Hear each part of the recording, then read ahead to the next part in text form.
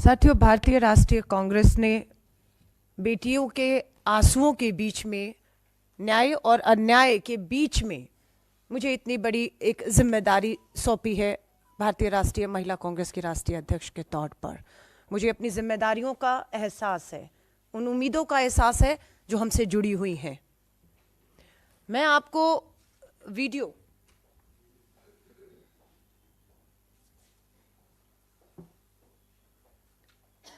ये वीडियो 15 अगस्त 2022 का है, जब देश के प्रधानमंत्री लाल किले की प्राचीर, उस लाल किले की प्राचीर जिसे बेटी बचाओ का नारा दिया था, उसी लाल किले की प्राचीर से 15 अगस्त 2022 को आजादी का अमृत महोत्सव मनाने का नारा दे रहे थे।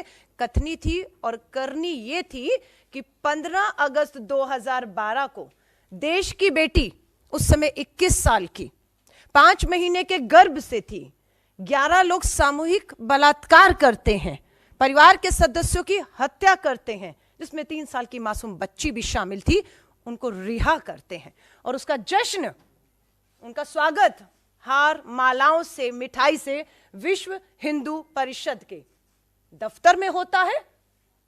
और आप देख रहे हैं इन सबका स्वागत हुआ।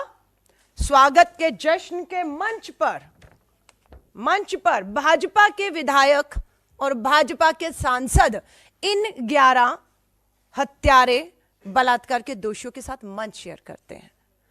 सुप्रीम कोर्ट का आज का फैसला कांग्रेस के उन सभी आरोपों पर मोहर लगाता है जो आरोप हमारे ये कहते रहे कि भाजपा प्रधानमंत्री जी की कथनी बेटी बचाओ की, लेकिन करनी में बलात्कारी और अपराधियों को बचाओ वाली थी, उसके साथ खड़ा है।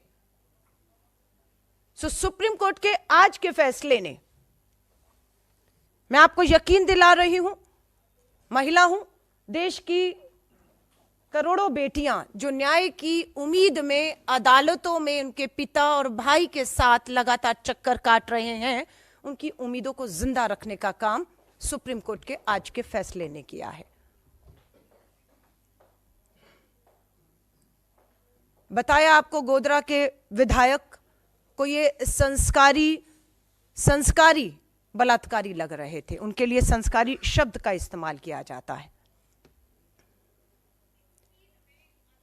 अब बात यह है कि जब आजादी का अमृत महोत्सव, एक तरफ नारा, दूसरी तरफ बलात्कारियों की रिहाई और उसके बारे में उसका जश्न,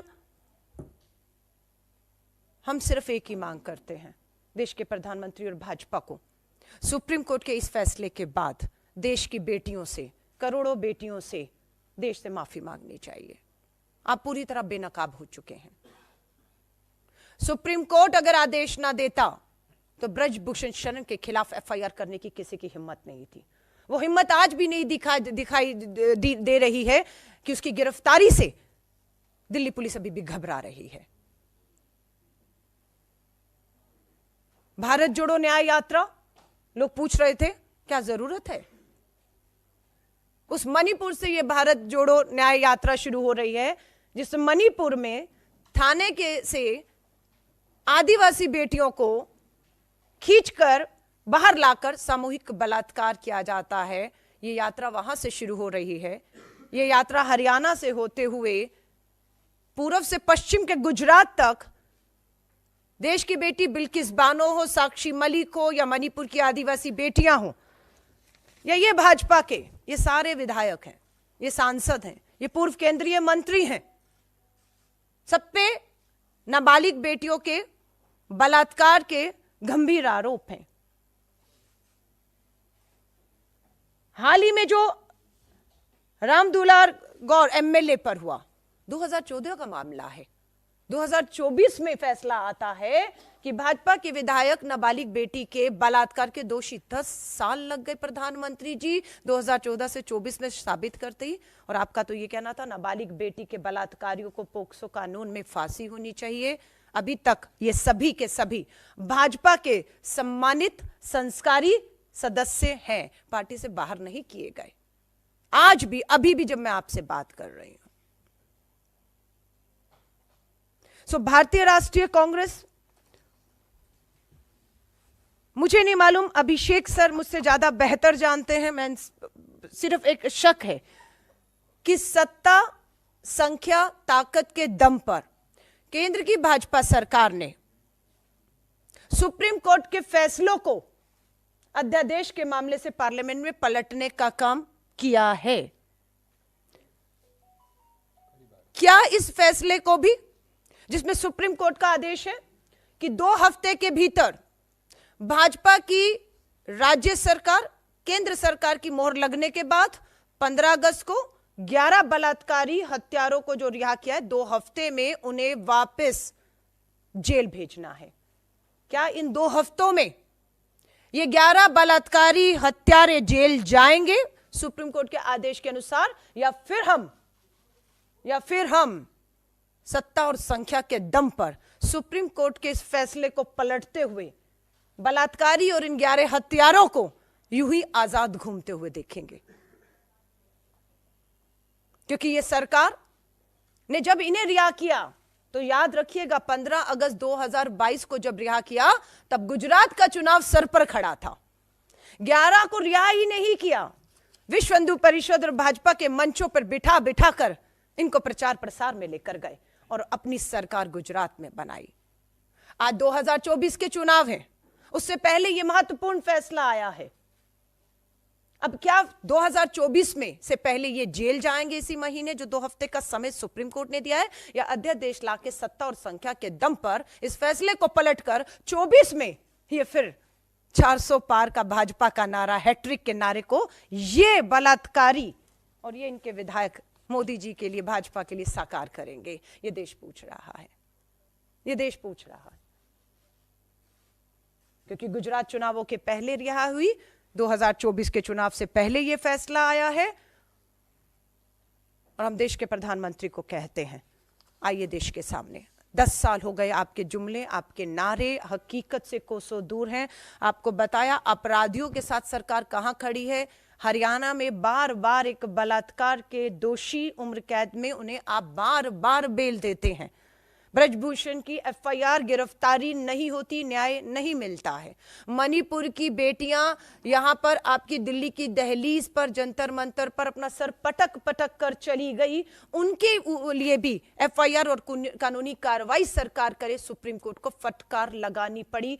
तब हरकत में आई केंद्र की और मणिपुर की सरकार, और आज भी केंद्र और गुजरात में भाजपा की सरकार और सुप्रीम कोर्ट का यह फैसला पूरी तरह से भाजपा को बेनकाब करता है। हम सुप्रीम कोर्ट का धन्यवाद करते हैं कि उन्होंने ऐसे समय पर, जब करोड़ों बेटियां न्याय के लिए उनके पिता भाई चक्कर काट रहे हैं और सरकार में बैठे लोग बलात्कारियों को पूरी तरह से संरक्षण ही नहीं दे रहे, अपने प्रचार और प्रसार में उनका पूरा इस्तेमाल अपराधियों का कर रहे हैं, ऐसे समय में सुप्रीम कोर्ट का यह फैसला देश की करोड़ों बेटियों में एक उम्मीद, न्याय की उम्मीद को जिंदा रखता है।